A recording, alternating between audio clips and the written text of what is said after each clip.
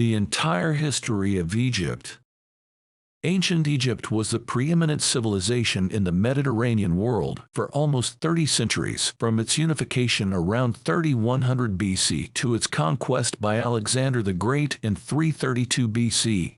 From the Great Pyramids of the Old Kingdom through the military conquests of the New Kingdom, Egypt's majesty has long entranced archaeologists and historians and created a vibrant field of study all its own, Egyptology. The main sources of information about ancient Egypt are the many monuments, objects, and artifacts that have been recovered from archaeological sites, covered with hieroglyphs that have only recently been deciphered. The picture that emerges is of a culture with few equals in the beauty of its art, the accomplishment of its architecture, or the richness of its religious traditions. Did you know? During the rule of Akhenaten, his wife Nefertiti played an important political and religious role in the monotheistic cult of the sun god Aton. Images and sculptures of Nefertiti depict her famous beauty and role as a living goddess of fertility. Pre-dynastic period, 530–100 BC.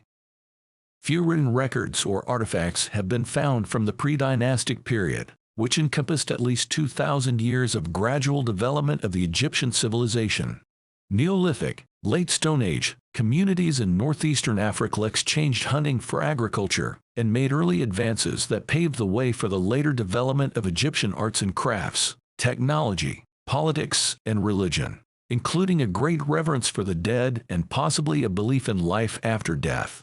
Around 3400 BC, two separate kingdoms were established near the Fertile Crescent, an area home to some of the world's oldest civilizations: the Red Land to the north, based in the Nile River Delta and extending along the Nile perhaps to Affe, and the White Land in the south, stretching from Affe to Gebel es-Silsila.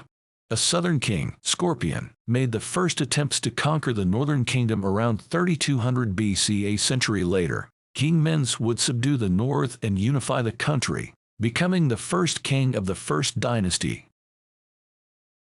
Archaic, early dynastic period, 3126–86 BC. King Mens founded the capital of ancient Egypt at White Walls, later known as Memphis, in the north, near the apex of the Nile River Delta. The capital would grow into a great metropolis that dominated Egyptian society during the Old Kingdom period. The Archaic period saw the development of the foundations of Egyptian society, including the all-important ideology of kingship. To the ancient Egyptians, the king was a godlike being, closely identified with the all-powerful god Horus. The earliest known hieroglyphic writing also dates to this period. In the Archaic period, as in all other periods, most ancient Egyptians were farmers living in small villages, and agriculture, largely wheat and barley, formed the economic base of the Egyptian state. The annual flooding of the Great Nile River provided the necessary irrigation and fertilization each year. Farmers sowed the wheat after the flooding receded and harvested it before the season of high temperatures and drought returned. Old Kingdom Age of the Pyramid Builders, 2686–2181 BC. The Old Kingdom began with the Third Dynasty of Pharaohs. Around 2630 BC, the Third Dynasty's King Djoser asked Imhotep, an architect, priest, and healer, to design a funerary monument for him. The result was the world's first major stone building, the Step Pyramid at Saqqara, near Memphis. Egyptian pyramid building reached its zenith with the construction of the Great Pyramid at Giza, on the outskirts of Cairo. Built for Khufu, or Cheops in Greek, who ruled from 2589 to 2566 BC. The pyramid was later named by classical historians as one of the seven wonders of the ancient world. The ancient Greek historian Herodotus estimated that it took 100,000 men 20 years to build it. Two other pyramids were built at Giza for Khufu's successors: Khafra, 2558–2532 BC, and Menkaure, 2532–2503 BC. During the Third and Fourth Dynasties, Egypt enjoyed a golden age of peace and prosperity. The pharaohs held absolute power and provided a stable central government. The kingdom faced no serious threats from abroad, and successful military campaigns in foreign countries like Nubia and Libya added to its considerable economic prosperity. Over the course of the 5th and 6th dynasties, the king's wealth was steadily depleted, partially due to the huge expense of pyramid building, and his absolute power faltered in the face of the growing influence of the nobility and the priesthood that grew up around the sun god Ra. After the death of the 6th dynasty's King Pepi II, who ruled for some 94 years, the Old Kingdom period ended in chaos. First Intermediate Period, 2181–2055 BC. On the heels of the Old Kingdom's collapse, the 7th and 8th dynasties consisted of a rapid succession of Memphis-based rulers until about 2160 BC, when the central authority completely dissolved, leading to civil war between provincial governors. This chaotic situation was intensified by Bedouin invasions and accompanied by famine and disease. From this era of conflict emerged two different kingdoms, a line of 17 rulers, dynasties 9 and 10, based in Heracleopolis ruled Middle Egypt between Memphis and Thebes, while another family of rulers arose in Thebes to challenge Heracleopolitan power.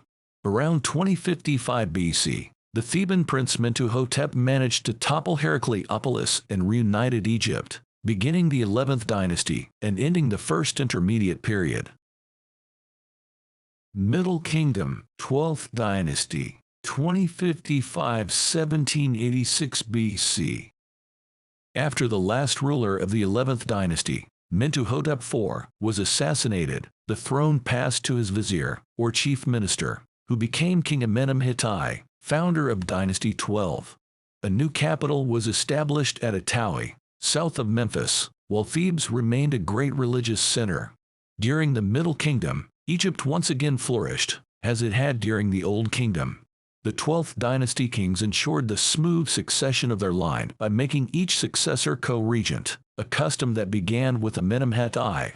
Middle Kingdom Egypt pursued an aggressive foreign policy, colonizing Nubia, with its rich supply of gold, ebony, ivory, and other resources, and repelling the Bedouins who had infiltrated Egypt during the First Intermediate Period.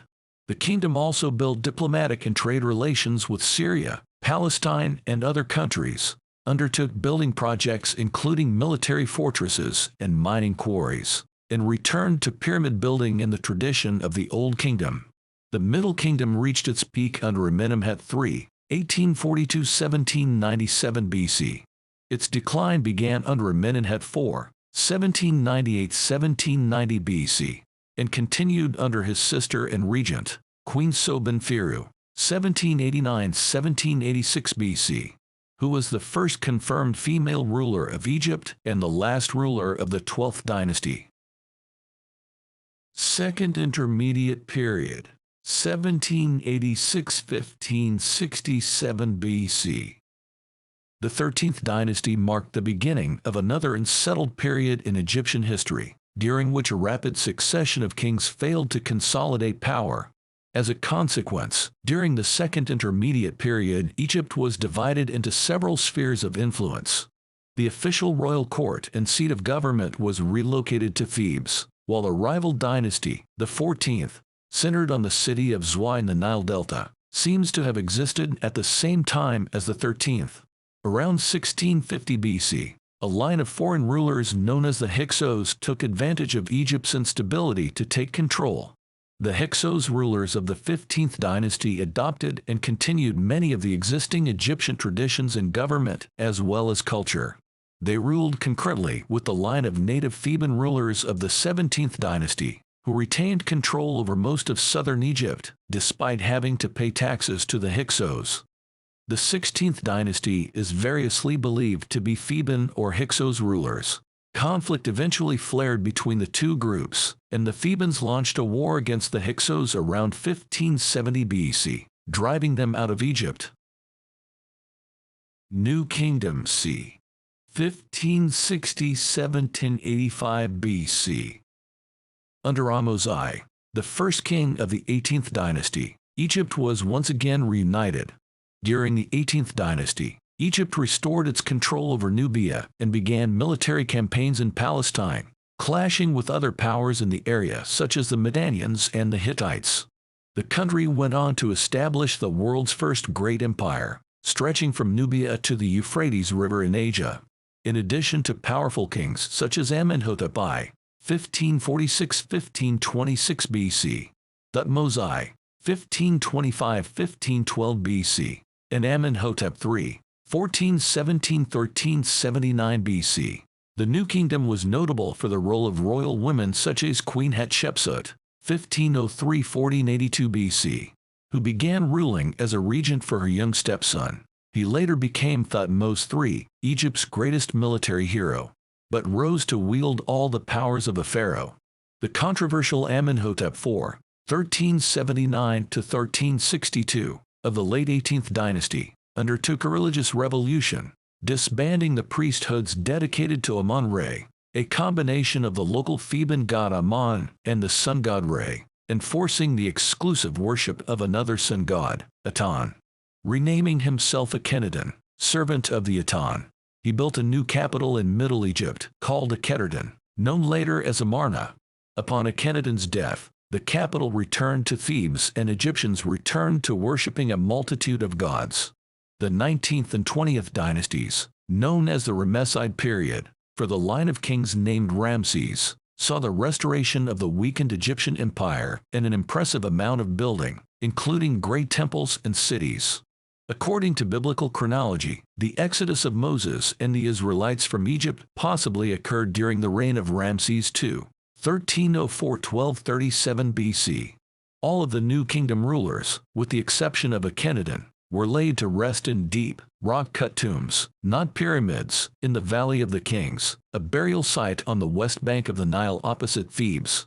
Most of them were raided and destroyed, with the exception of the tomb and treasure of Tutankhamun, 1361–1352 BC, discovered largely intact in AD 1922. The splendid mortuary temple of the last great king of the 20th dynasty, Ramses III, 1187–1156 BC, was also relatively well preserved, and indicated the prosperity Egypt still enjoyed during his reign. The kings who followed Ramses III were less successful. Egypt lost its provinces in Palestine and Syria for good and suffered from foreign invasions, notably by the Libyans, while its wealth was being steadily but inevitably depleted. Third Intermediate Period c. 1085–664 BC. The next 400 years, known as the Third Intermediate Period, saw important changes in Egyptian politics, society and culture. Centralized government under the 21st dynasty pharaohs gave way to the resurgence of local officials, while foreigners from Libya and Nubia grabbed power for themselves and left a lasting imprint on Egypt's population. The 22nd dynasty began around 945 BC with King Sheshonq, a descendant of Libyans who had invaded Egypt during the late 20th dynasty and settled there.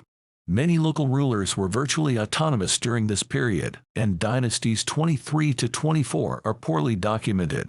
In the 8th century BC, Nubian pharaohs beginning with Shabako, ruler of the Nubian kingdom of Kush, established their own dynasty, the 25th at Thebes. Under Kushite rule, Egypt clashed with the growing Assyrian Empire. In 671 BC, the Assyrian ruler Esarhaddon drove the Kushite king Taharka out of Memphis and destroyed the city. He then appointed his own rulers out of local governors and officials loyal to the Assyrians. One of them, Necho of Sais, ruled briefly as the first king of the 26th dynasty before being killed by the Kushite leader Tanu-Adaman in a final, unsuccessful grab for power.